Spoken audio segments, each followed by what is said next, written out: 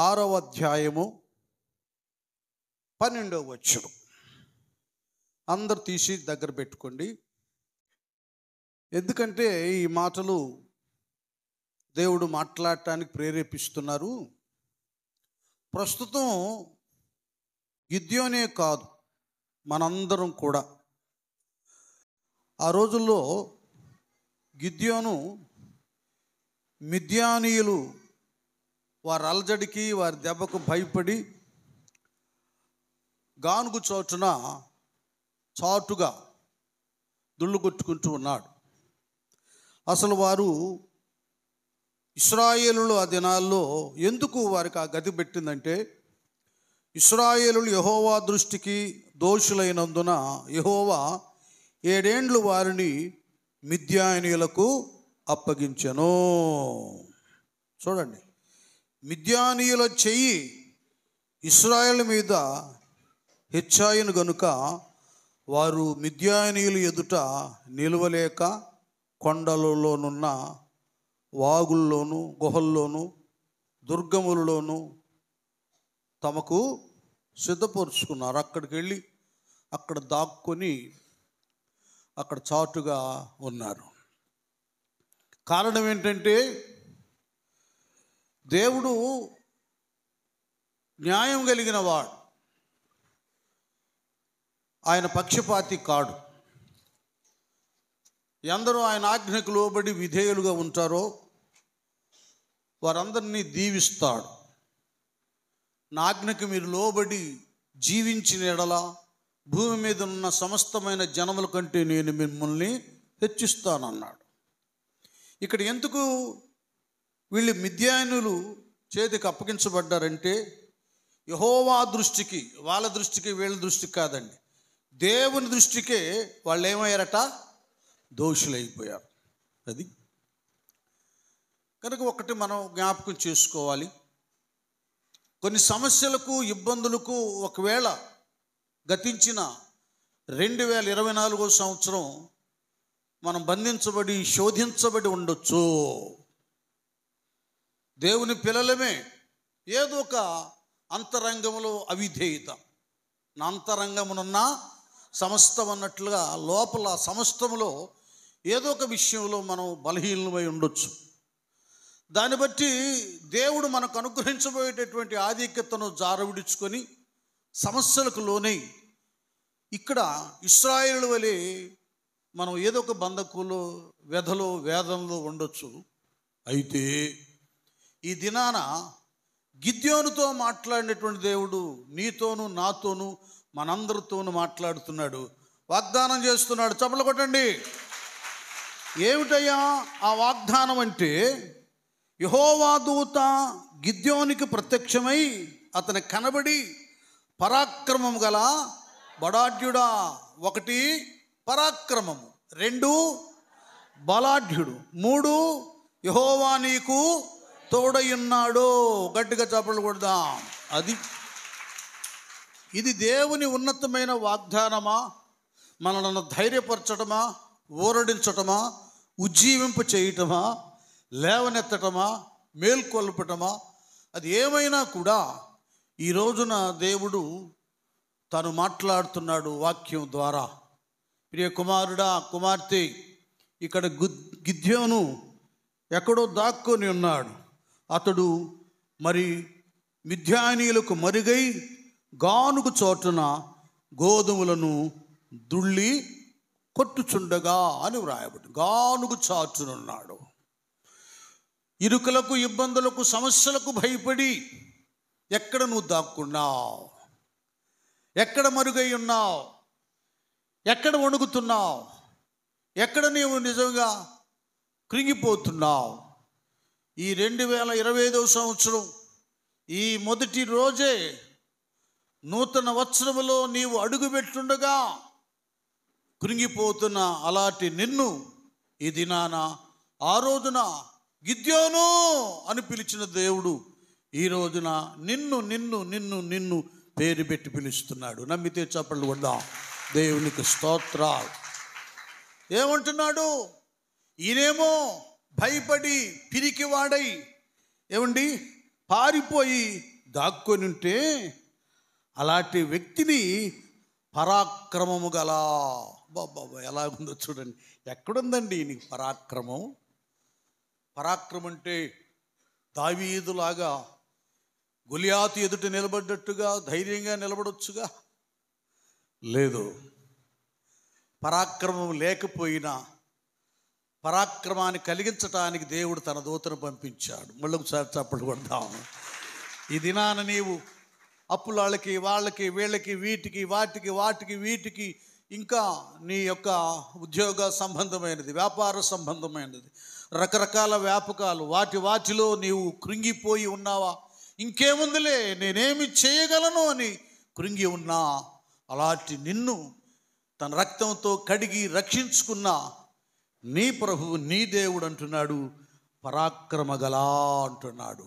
నువ్వు పరాక్రమశాలి కుమార్తె, నువ్వు పరాక్రమ నీలో ఉంది. అది ఈ లోక సంబంధమైన పరాక్రమ కాదండి. దావీదు వలె గొలియాతును చంపడానికి కదా, యెహోషువ వలె మరికొంత శత్రు సమూహాన్ని హతమార్చడానికి, ఈ భౌతిక శారీర సంబంధమైనటువంటిది కాదు. ఈ పరాక్రమం ఆత్మ సంబంధమైనది. హల్లెలూయా. ఈ ఆత్మ సంబంధమైనటువంటి పరాక్రమముతో నీవేమైనా చేయగలవు. కారణం శక్తి చేత కాదు, బలము చేత కాదు, నా ఆత్మ ద్వారా దీన్ని చేతును. దేవుడు మనకు అనుగ్రహించేటటువంటి ఆ పరాక్రమము ఆత్మ సంబంధమైనది, అది ఉన్నతమైనది. ఒక వీరుడు, శూరుడు, బలశాలి, ఏమండి, ఒక ఉన్నతమైనటువంటి వాడు, భౌతికంగా మంచి పర్సనాలిటీ గలవాడు. ఆ శరీరము గనుక రాను రాను ఆ శరీరం బలహీనమైపోయి, ఏమండి, అది కృంగిపోయి అతడు వృద్ధుడై కూలిపోవచ్చు, జారిపోవచ్చేమో. కానీ దేవుడిచ్చే పరాక్రమం ఆధ్యాత్మిక సంబంధమైనది. అది ఎలాంటిది? పక్షిరాజు యవనం వలె నీ యవనము క్రొత్తదుగు చూడనట్లు. స్తోత్రం, హల్లెలూయా. ఈ పరాక్రమం ఆధ్యాత్మిక పరమైన పరాక్రమం. ఇది రెండు రకాలుగా మనల్ని నిలబెడుతుందండి, రెండు రకాలుగా ముందుకు నడిపిస్తుంది. ఏమండి, పరాక్రమ గల, ఇంకో మాట ఏమంటాడు? బలాఢ్యుడా. ఎక్కడుంది బలం? ఒకవేళ బలం ఉండొచ్చేవి, కానీ ఈ బలము భయము వలన ఈ బలము పనికి రాకుండా పోయింది. ఆ రోజున గొలియాతు సవాల్ చేస్తుంటే ఇశ్రాయేలు యొక్క సైన్యాధిపతులు, సైన్యము, వాడు పర్సనాలిటీ చూసి భయపడి ఎలాగో కృంగిపోయారో, వణికిపోతున్నారు, గుండె జారిన వారు అయ్యారో, ప్రస్తుత పరిస్థితి అలాగే ఉంది. అయినను దేవుడే మాట్లాడుతున్నాడు, పరాక్రమ గల బలాఢ్యుడా, నీ బలము నీకుంది, నేను నిన్ను నిలబెడుతున్నాను, నిన్ను బలపరుస్తున్నానని దేవుడు మాట్లాడుతున్నాడు. దేవుని పిల్లలుగా ఈ దినాన ఉన్నతమైన దేవుని వాగ్దానము నీ పక్షంగా ఆయన మాట్లాడుతుండగా, నీ బలాన్ని ఒక్కసారి నీకు నీవే పరిశీలన చేసుకో. అలాగ నువ్వు ఆత్మ ద్వారా పరిశీలన చేసుకుంటుండగా దేవుడు భవిష్యత్తులో, రాబోయే దినాల్లో, రేపటి నుండి, లేకపోతే ఈ గడియ నుండే ఏమి చేయబోతున్నాడో నీకు ఆత్మ సంబంధంగా అర్థమైపోతుంది. అంటాడు, పరాక్రమ గల బలాఢ్య యెహోవా నీకు, దేవునికి స్తోత్రం, హల్లెలూయా. ఏమైనాడు ఇక్కడ? తోడై ఉన్నాడు. ప్రస్తుత పరిస్థితులలో వీళ్ళ పరిస్థితి ఎలాగుందంటే, ఇశ్రాయేలు పరిస్థితి, దేవుని దృష్టికి దోషులయ్యారు గనుక దేవుని బలము లేదు, పరాక్రమం లేదు, ప్రభావము లేదు, ఏమి లేదు. దేవుడు ఈ కాబోతు అన్నట్లుగా, మరి సమూయేలు కాలంలో, సమూయేలు గ్రంథంలో రాయబడ్డట్టుగా, ఎలాగూ మరి ప్రభావము ఇశ్రాయేల్లో నుండి తొలగిపోయిందో, మందస్సు ఉన్నా కూడా తొలగిపోయిందో ప్రభావము, ఇక్కడ ఈ న్యాయాధిపతుల గ్రంథం 6వ అధ్యాయంలో కూడా ఇశ్రాయేలు మీద దేవుని యొక్క ప్రభావము, బలము, పరాక్రమము ఇవేవి కూడా దేవుని తోడు లేకుండా దేవుడే తొలగిపోయాడు. కనుకనే అపజయానికి గురైపోయారు వారు. ఈవేళ దేవుడు మాట్లాడుతున్నాడు, ఎందును బట్టి నీవు దైవ శక్తిని కోల్పోయావో, దేవుని బలాన్ని కోల్పోయావో, దేవుని అండను, తోడును, ఆదరణను, సహాయాన్ని కోల్పోయావో నీకు నీవే దేవుని బిడ్డవు కదా, దైవాత్మ కలిగినటువంటి కుమారుడు కదా, కుమార్తెవి కదా, పరిశీలన చేసుకో. ఇక్కడ అంటాడు తర్వాత, ఏమిటయ్యా నువ్వు ఇంతగా మాట్లాడుతున్నావు? మునుపు మా పితరులతో ఉన్నాడు కాబట్టి వాళ్ళ ఐగుప్తులో ఉన్న దేవుడు వారికి తోడుగా ఉండి వారు ఐగుప్తు నుండి విడిపించి ఎర్ర సముద్రాన్ని 2 పాయలుగా చేసి ఎన్నో అద్భుత ఆశ్చర్య కార్యాలు ఆ దినాన మా పితరులు పక్షంగా ఉండి దేవుడు కార్యాలు చేశాడు. ఆ దేవుడు ఏమైపోయాడు? మా బ్రతికెందుకు ఇలాగ అయిపోయిందని దేవునితో లేక దేవుని దూతతో ఇక్కడ గిద్యోను మాట్లాడుతున్నాడు. ఆయనకు అర్థమైపోయింది. దేవుడు మాట్లాడుతుండగానే అర్థమైపోయింది ఎందుకు ఈ బలము ప్రభావాన్ని పోయి ఒక బలహీనులైనటువంటి మిద్యానీల చేతిలో ఓడిపోయి పారిపోతున్నారో తేటగా అర్థమైపోయింది.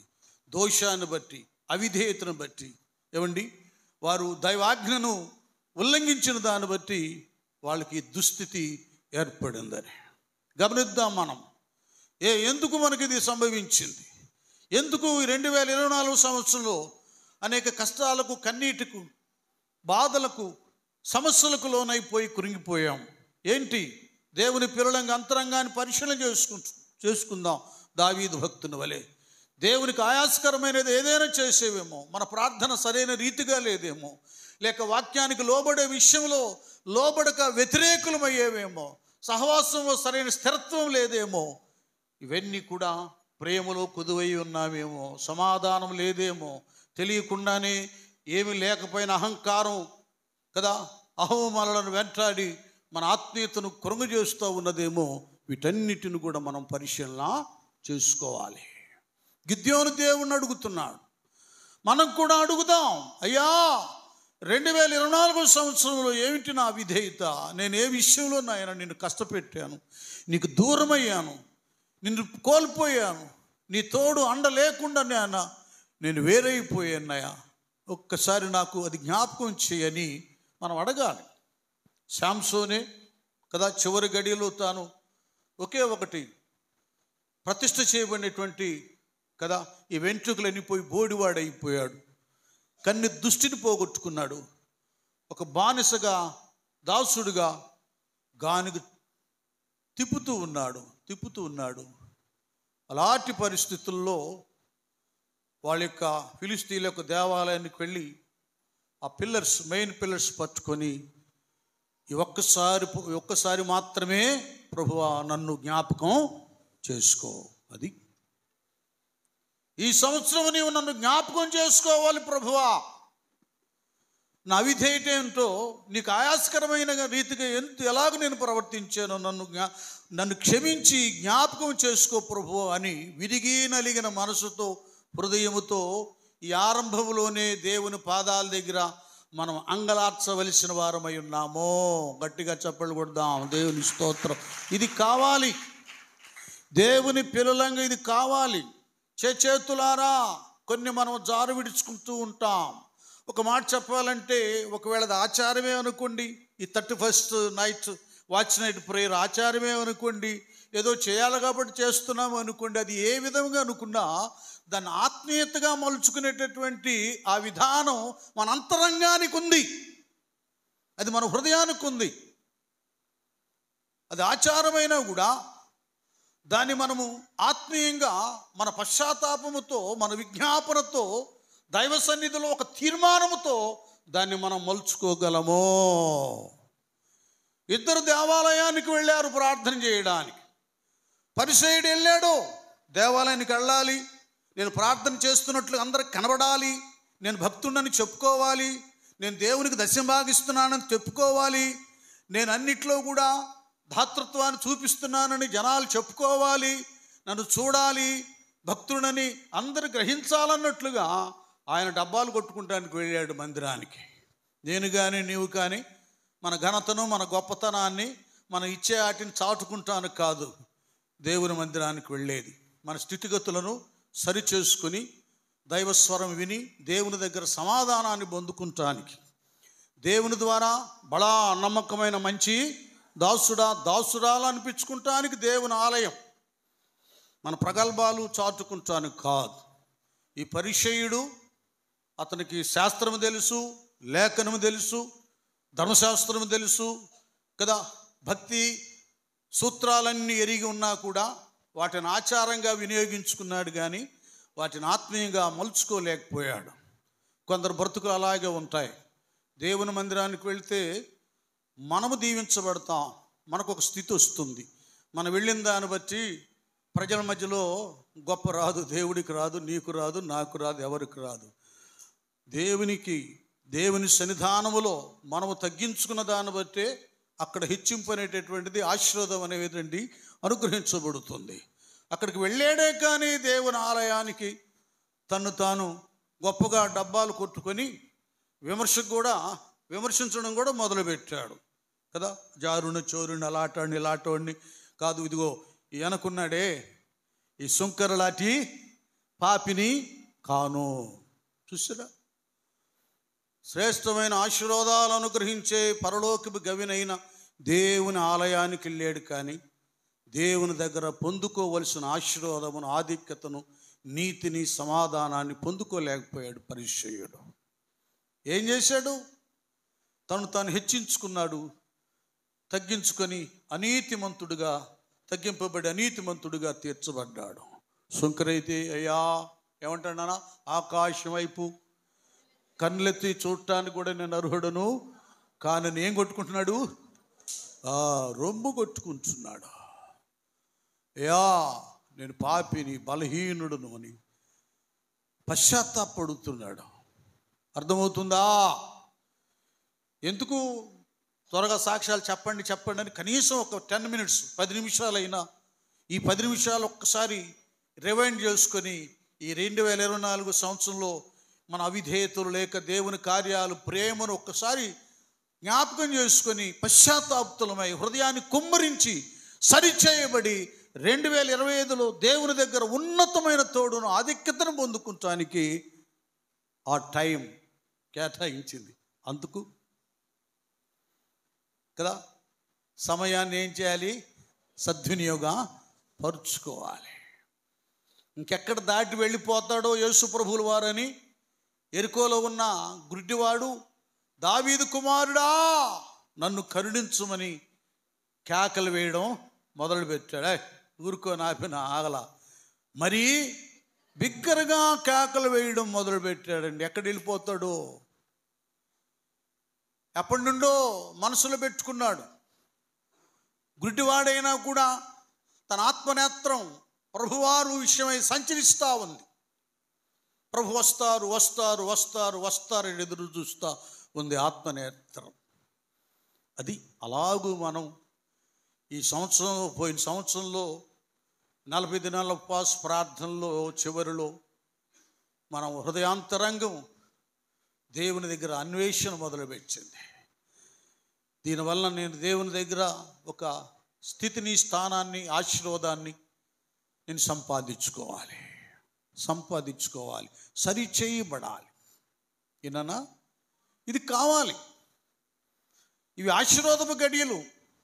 అనేకులు దీన్ని ఆచారంగా చేసుకొని కబ్బులని, పబ్బులని, డ్యాన్సులు వేసి తాగి తందనాలడే అది చావచ్చేమో, కానీ దేవునిలో కనిపెట్టుకున్నవాడు, అతడు నా మాట విని నన్ను పంపిన వాని అందు విశ్వాసం ఉంచువాడు నిత్య జీవం కలవాడు. వాడు తీర్పులోనికి రాక మరణములో నుండి జీవములోనికి దాటి ఉండడం, దైవ సన్నిధిలో కనిపెట్టడం. టైం వేస్ట్ కాదండి. మీరు ఎవరేమి అయ్యో చాలా చేపోయింది, చాలా సమయం అయింది అనుకోవద్దు. ఎంత సమయం ఆయన పాదాల దగ్గర మనం గడుపుతామో అంతగా ఆశీర్వాదం మన సొంతం అవుతుంది.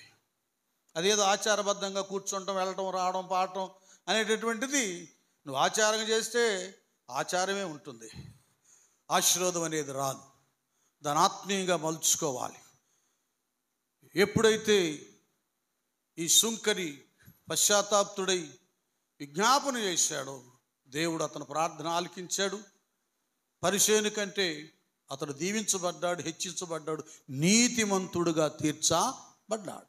ఆ గడియ దేవుని సన్నిధిలో గడిపేటటువంటి ఆ సమయాన్ని మనం సరైన రీతిలో మన అంతరంగాన్ని, హృదయాన్ని దేవుని దగ్గర అర్పణ చేసి మనం విజ్ఞాపన చేసినప్పుడు ఉన్నతమైన ఆధిక్యతను దేవుడు అనుగ్రహిస్తాడు.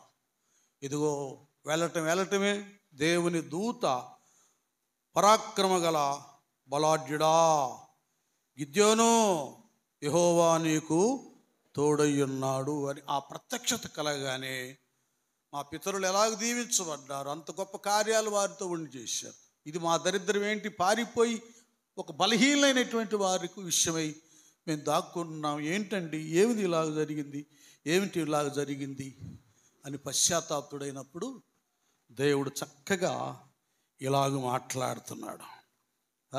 యెహోవా ఐగుప్తులో నుండి మమ్మల్ని రక్షించనని మా పితరులు చెప్పారయ్యా, మాకు వివరించారు. ఆయన అద్భుత కార్యములని ఏమైపోయినాయి, యెహోవా మమ్మల్ని విడిచిపెట్టి మిద్యానుల చేతికి మమ్మను అప్పగించినని అతనితో చెప్పాను. అంతటా యెహోవా అతని తట్టు తిరిగి, గట్టిగా చప్పట్లు కొడదా, అర్థమవుతుందా? ఈ ఫస్ట్ డేనే, ఈ గడియలోనే నీకు మరుగై నీకు వీపు చేయించినటువంటి నీ సహాయకుడు ఎబెనేజరు, ఆ ప్రభు, ఆ దేవుడు నీ తట్టు తిరిగాడు. నమ్ముతున్నావా? నమ్మితే చప్పట్లు. యెహోవా గిద్యోను తట్టు తిరిగినట్లుగా దేవుడు నీ వైపు తిరిగి ఉన్నాడో. ఇప్పుడు నీతో చెబుతున్నాడు, కుమార్తె బలము తెచ్చుకో, కుమారుడా బలము తెచ్చుకో. అది దేవుని వాక్యం అంటే, నీ వాక్యం నన్ను బ్రతికించున్నది, నా బాధలు ఇదే నాకు నెమ్మది. దేవుని వాక్యం బలపరిచేది, దిద్దేది, శుద్ధి చేసేది, నిలబెట్టేది, నడిపించేది. దేవుని వాక్యం అంటే దేవుడే కదా. అది ఎందు వాక్యం ఉండను, వాక్యము దేవుని వద్ద ఉండను, వాక్యమే అదే. నీ తట్టు దేవుడు తిరిగాడు, నానా బలం తెచ్చుకో అని పిలుస్తున్నాడు. నేను వెళ్ళి మిద్యానీయుల చేతిలో నుండి ఇశ్రాయేలును రక్షించుమో, నిన్ను పంపిన వాడును నేనే అని చెప్పగా ఇంకోసారి గట్టిగా చప్పట్లు. చూసారా, ఏదో సామెత ఒకటి ఉంది,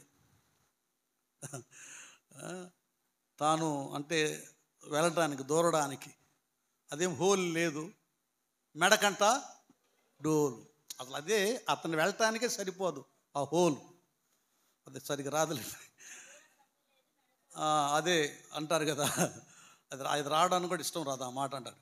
డోలుతో ఎలాగ వెళ్తాడు, అతను వెళ్తామే కష్టమైతే. ఇప్పుడు ఈయనకే ఇక్కడ దిక్కులేదు.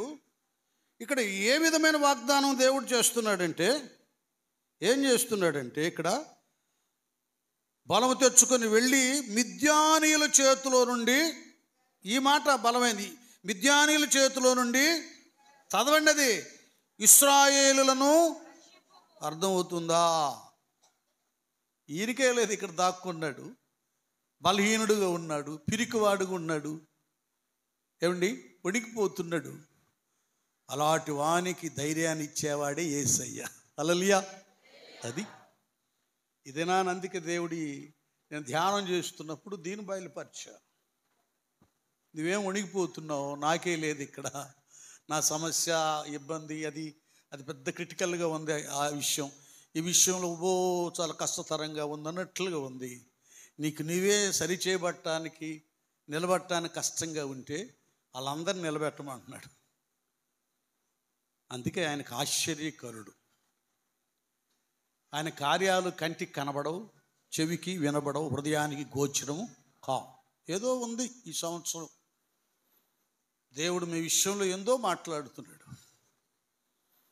మీకు లేదు పరిస్థితి, నిన్ను బట్టి మిద్యాను చేతులను ఇశ్రాయేలును రక్షింపు అన్నట్లుగా అనేక బంధకాల్లో, ఇరుకుల్లో, ఇబ్బందుల్లో ఉండేటువంటి వారిని నీ ద్వారే రక్షణ కలిగించటానికి దేవుడు ఇష్టపడుతున్నాడు. నీవు ఇష్టపడుతున్నావా? హల్లెలూయా. రక్షింపుము, నిన్ను పంపినవాడు నేనే అని. అది అర్థమవుతుందా? ఎందుకు ఇలాంటి మాటలంటే, నిన్ను పంపిన వాడను నేనే అనేటటువంటిది రాకపోతే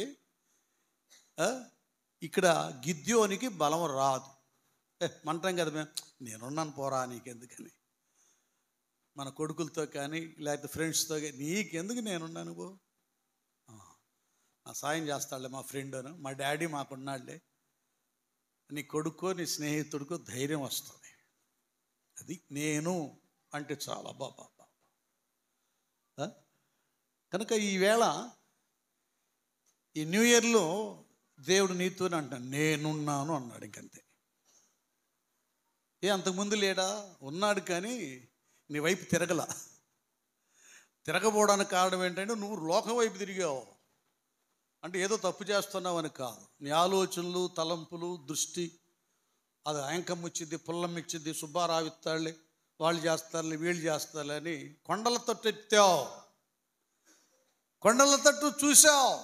దావీదు అయినట్లుగా కొండల తట్టు నా కనులెత్తుచున్నాను, నాకు సహాయము, అది యెహోవా వలననే నాకు సహాయము కలుగును. ఎటో తిరిగావు. ఇప్పుడు పశ్చాత్తాపుతుడవై నీ మనసు ప్రభువు మీద లగ్నమై ఉంది కనుకనే ఈవేళ ఆయన నీ తట్టు తిరిగాడు. నేనున్నానని అభయం ఇస్తున్నాడు. ఇంకంతే కదా. ఇది ఇక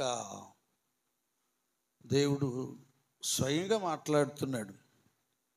ఆయన నిన్న నేడు నిరంతరం ఏకరీతిగా ఉన్నాడు. ఆ దినాల్లో ఇదిగో గిద్యోనుతో మాట్లాడినటువంటి దేవుడు ఇది నాన్న నీతో మాట్లాడుతున్నాడు. నీ వైపు తిరిగాడు, ఆయన నీతో మాట్లాడుతున్నాడు, నీకు తోడుగా ఉన్నానని వాగ్దానం చేశాడు. ఇక అప్పుడు ధైర్యం వచ్చేసింది. నువ్వు కూడా ఈరోజు మాట అనాలి. ఈయన అంటాను, భలే మాట్లాడి, నేనే నిన్ను పంపిన వాడును నేనే అని చెప్పగా అతడు, ఇది వచ్చేసింది నోటికి, నీకు కూడా రావాలి.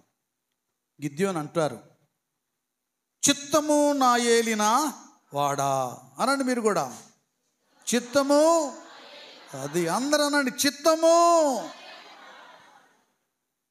ఇది కావాలి, ఇంకంతే. చిత్తము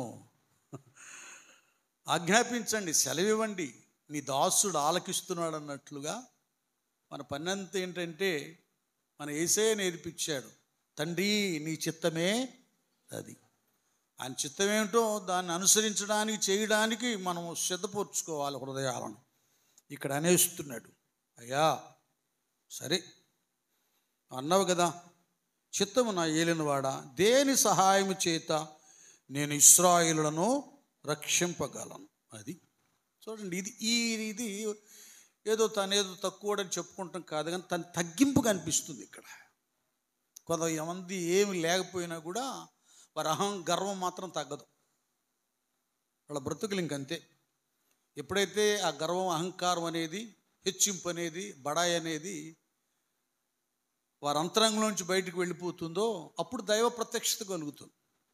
కీర్తనాకారుడు అంటాడు, డాంబీకులు నీ సన్నిధిని, అది పాపమే కాదు, ఈ డాంబీకులు ఉంటారే వీళ్ళు దేవుని సన్నిధిలో నిలవలేరు.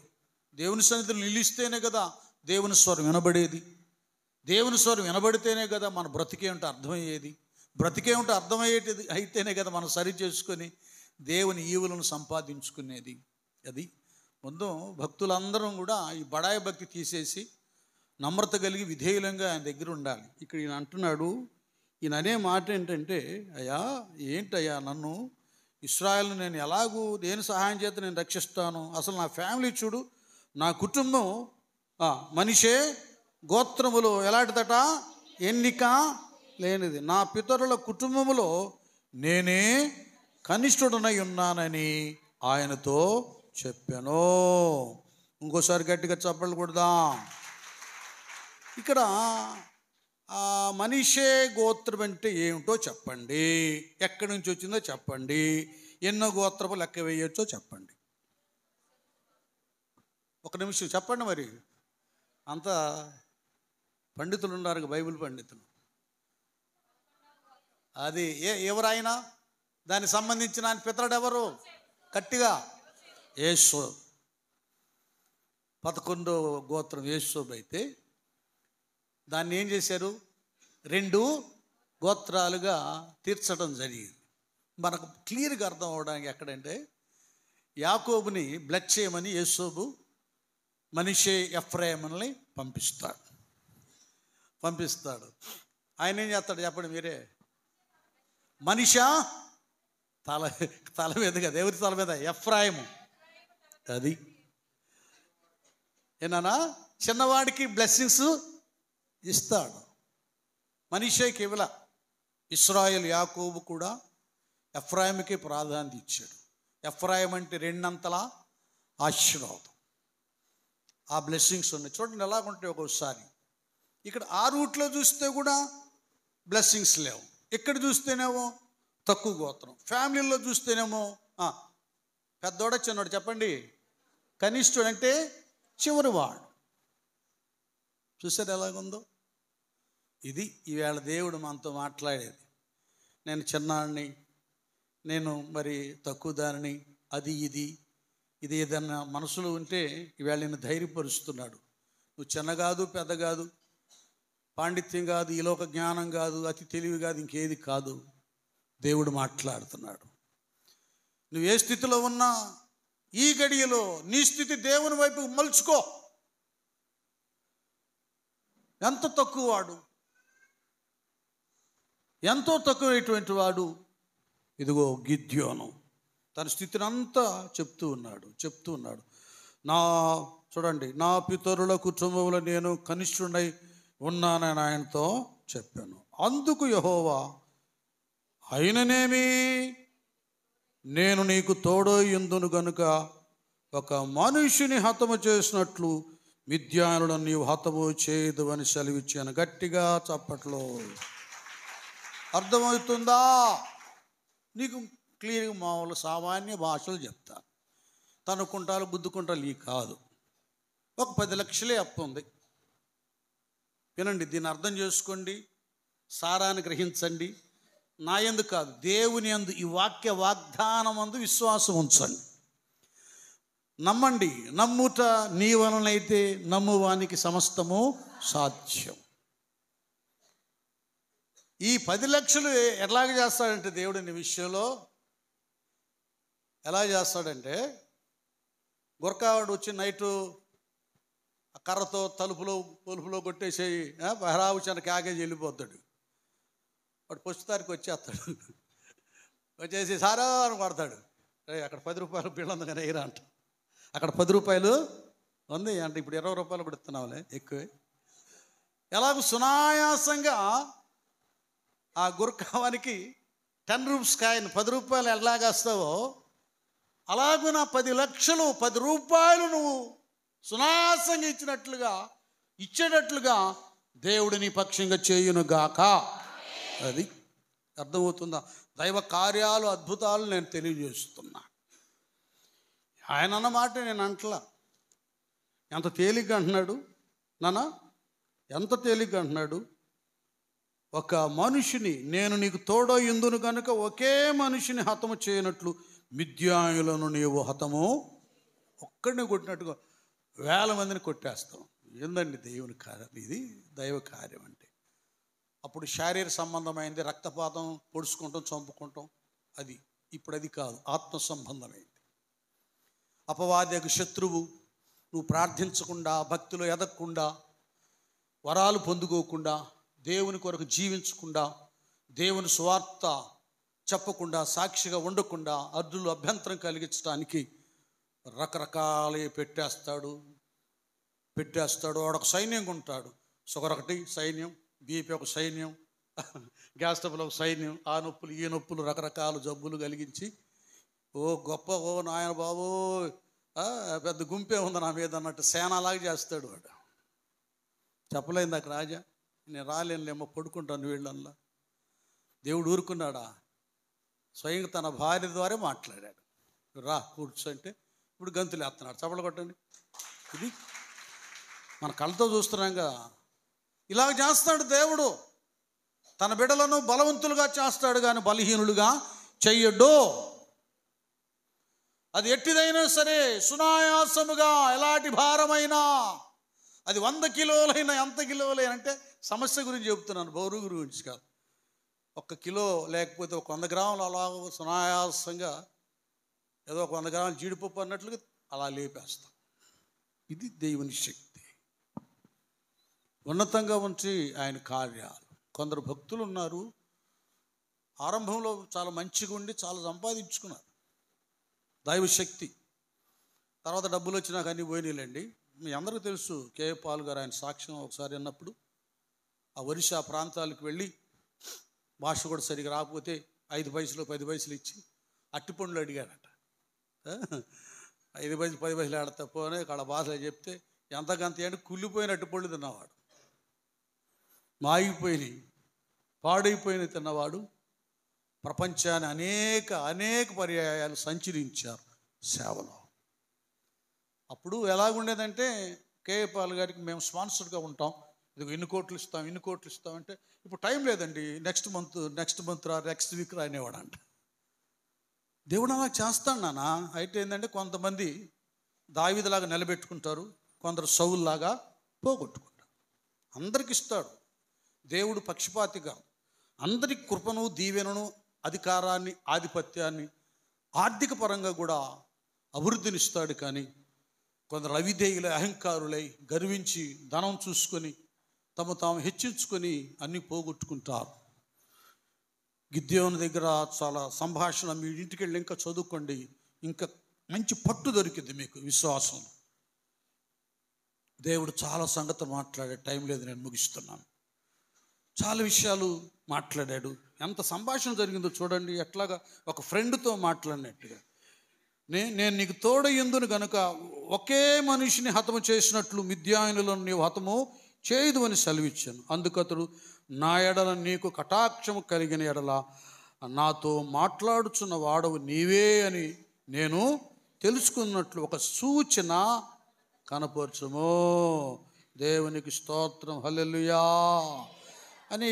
చూడండి, మామూలు తెలివైనాడు కాదు, దొరికాడుగా దేవుడే, ఇంక వదలట్లా. అట్లా పట్టుకోవాలి మనం. ఒక ప్రత్యక్షత, ఒక దర్శనం, ప్రార్థనలు అలాగ ముందుకు వెళుతున్నప్పుడు అడిగాయి. నువ్వెవరి గురించి అడుగుతావో, నీ కుమార్తెలో, నీ కుమారులు, లేక యజమానుడు, లేక బ్రదర్, నీకు భార్యో బిడ్డలు, ఇంకొకటి అడిగేసాయి. వదిలేయద్దు ఆ సమయాన్ని, కట్టికి పట్టుకో యాకోబులాగా. నీవు నన్ను, అది అట్లాగే పట్టుకున్నాడు. ఈయన కూడా మామూలుడు కాదు, గిద్యోను కూడా అలాగే పట్టుకున్నాడు అని. ఇక ఇవేవో మాట్లాడుతూ, నీ కటాక్షం అంటే నీ యొద్దకు వచ్చి నా అర్పణమును బయటికి తెచ్చి నీ సన్నిధిని దాన్ని పెట్టు వరకు ఇక్కడ నుండి వెళ్ళకు అని వేడుకొను. సరే, మామూలుడు కాదండి. వెళ్ళదా, నేను తీసుకొస్తాను అర్పణని. నీవు తిరిగి వచ్చే వరకు నేను ఉండేది. నేను గట్టిగా చప్పట్లు కొట్టండి.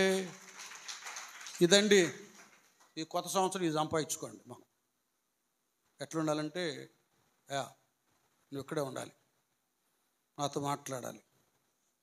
వెళ్ళిపోయి, నాన్న ప్రేమ్ ఏంటి ఇంకేదో అన్నావు కదా, అదేంటి దాని సంగతి ఏంటో చెప్పు, అది నాకు రావడం లేదు అంటాడు రాజా.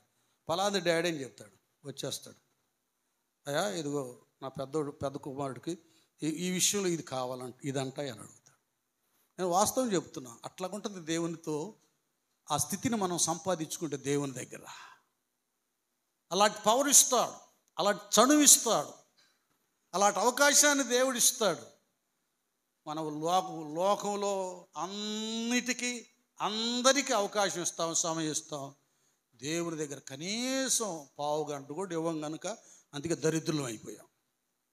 ఎందుకు దరిద్రుడు అంటే, అంగట్లో అన్నున్నాయి అంట, అల్లుడి నోట్లో శని. ఏ రోగం ఉందో పాపం, స్వీట్ తినలేడు, హాటు తినలేడు. మనలో లోపం పాపం ఉన్నంత వరకు దేవుడి దగ్గర మోకరించలేం. లోపం అంటే ఇంకేదో మడ్రలు ఇంకోటి చేస్తామని కాదు, ప్రార్థన చేయకపోవడమే పాపం. ఎన్నో ఉంటాయి. దేవుని దగ్గర స్టైల్ పనికిరాదండి, బద్ధకం పనికిరాదు, సోమర్తనం పనికిరాదు, నిర్లక్ష్యం పనికిరాదు. యెహోవా కార్యములు అలక్ష్యం చేయవాడు శాపగ్రస్తుడు. ఇవి దైవ సంబంధమైనవి. దీవెన పొందుకోవాల్సిన దగ్గర శాపం ఏంటండి? దరిద్రం. ఇలాగూ మనం చాలా పోగొట్టుకుంటున్నాం. మనం గిద్యోను చూసి చాలా నేర్చుకోవాలి. చెప్పుకుంటూ వెళ్తే ఇది 4 గంటలు పట్టేటట్టు ఉంది. నేను అన్నీ చెప్పను, ఒకటి మాత్రం చెప్తా. ఒక్కసారి మనం ఏం చేద్దామంటే, నాన్న ఇదే 6వ అధ్యాయం, కొన్ని సూచనలు అడుగుతాడు. ఇదే 6వ అధ్యాయము 36వ వచనం నుండి 40 వరకు చదువుదాం. ఎవరేమని ఫీల్ అవ్వద్దు, నేను ముగిస్తాలే. ఏదో దేవుడు కొన్ని సంగతులు కొందరి కొరకు మాట్లాడమంటున్నాడు. చదువుతున్నారా? 36 నుంచి 40. నీవు సెలవిచ్చినట్లు నా చేత నేను ఇశ్రాయేలును రక్షింపనుద్దేశించిన ఎడల నేను కళ్ళములో గొర్రెబొచ్చు ఉంచిన తరువాత నేల అంతయు ఆరి ఉండగా, అది ఆ గొర్రెబొచ్చు మీద మాత్రమే మంచు పడిన ఎడల నీవు సెలవిచ్చినట్లు ఇశ్రాయేలీలను నా మూలముగా రక్షించదవని నేను నిశ్చయించుకుందునని. అది అర్థమవుతుందో చూడండి, అంత గేడు అయిపోయింది. ఇదిగా ఈ కళ్ళెంలో పొలం ఎక్కడ పెడతాను, ఈ గొర్రెబొచ్చు ఏమవ్వాలి? కళ్ళమంతా బాగా ఆరే ఉండాలి. దేని మీద పడాలి మంచు? చూడమ్మ, చదివే దేని మీద? అది ఆ గొర్రె ఆ వెంట్రుకలు ఆ బొచ్చు మీద మాత్రమే పడాలి. అది చేస్తే నిజంగా నా పక్షంగా ఉండి ఇశ్రాయేలు నేను జయించేటట్టుగా చేస్తావు అంటాడు. ఓకే, అలాగన్నాడు దేవుడు. దాని మీదే మంచు పడింది. చూశాడు, అంతా ఆ పొలమంతా పొడి పొడిగా ఉంది, ఇక్కడ తడి ఉంది. దాన్ని ఇలాగ పిండాడు, నీళ్లు కారిపోతా ఉన్నాయి. ఆ చదువు మా పిండిన సందర్భం చదువు. అలాగును జరిగను, అతడు పొద్దుట లేచి నీళ్లతో పాత్రలు నిండు వరకు అది ఇట్లా పిండుతుంటే ఏమని అంట, నీళ్ళు వచ్చి పాత్రలు. అర్థమవుతుందా? ఇదొక మర్మం. తాను అడిగిన సూచనలో దాని నిండా నీళ్ళు నిండిపోయినాయి. అదంతా నిండిపోయినప్పుడు ఇటు పిండుతూ ఉంటే పాత్రలు ఏమైనాయి? నిండిపోయినాయి. అది అలాంటి ప్రభావం ఉంటుంది. పాత్రలు అంటే మనుష్యులు, వాళ్ళ హృదయాలు నింపబడతాయి వాక్య జలము చేత. దైవ నియమంలో మనం బ్రతుకుతున్నప్పుడు ఆయన మన పక్షంగా చేసే ప్రతి సూచిక అద్భుత కార్యం మన అవసరాలు తీర్చడం మాత్రమే కాకుండా అవి ఆత్మల రక్షణకు సహకారం ఉంటాయి. నమ్మితే చప్పట్లు కొట్టండి. సరేలే, ఏమనుకోవద్దండి, సారీ ప్రభు మరి ఇంకొకటి అన్నాడు. మరి మొత్తం పొలమంతా తడిసిపోవాలి, ఇది మాత్రం గొర్రెబొచ్చు మాత్రం ఎలాగ ఉండాలి? పొడిగా ఉండాలన్న. వాళ్ళు అది చేసాడు. ఇక ధైర్యం వచ్చేసేసింది. ధైర్యం వచ్చినప్పుడు కొన్ని గోత్రాల వారిని, అందరినీ కాదండి నాన్న, వెళ్ళిపోదామా?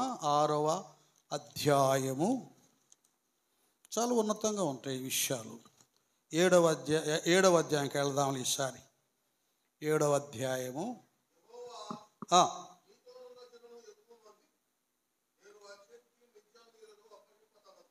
నాన్న ఇప్పుడు ఎన్నో అధ్యాయం ఎన్నో వచ్చినాం. మరి ఇక్కడ మనమే చేద్దామంటే ఇవన్నీ ఉన్నాయి. 19 నుంచి చదువుకుంటేద్దాం. 19 నుండి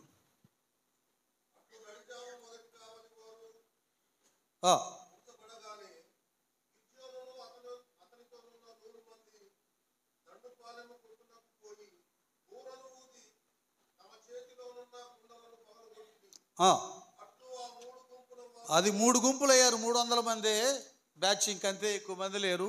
వాళ్ళతోనే అప్పుడు ఎలాగూ అబ్రహాం దగ్గర 318 మంది అలవర్చబడ్డ వారితో 4-5 దేశ సైనికుల్ని హతమార్చారో, ఇప్పుడు గిద్యోనుతో కేవలం 300 మంది మాత్రమే ఉండి ఇక మిద్యానుల మీదకి యుద్ధానికి బయలుదేరారు.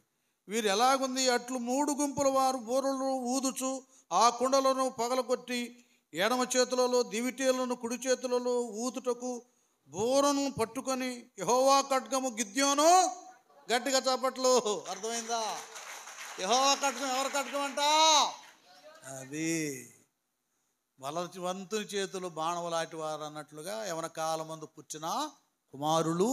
నానా యవన బిడ్డలారా, మీరు యవన కాలం రక్షించబడితే బలవంతుడైన దేవుని చేతులు బాణాలుగా ఉంటారు నాన్న.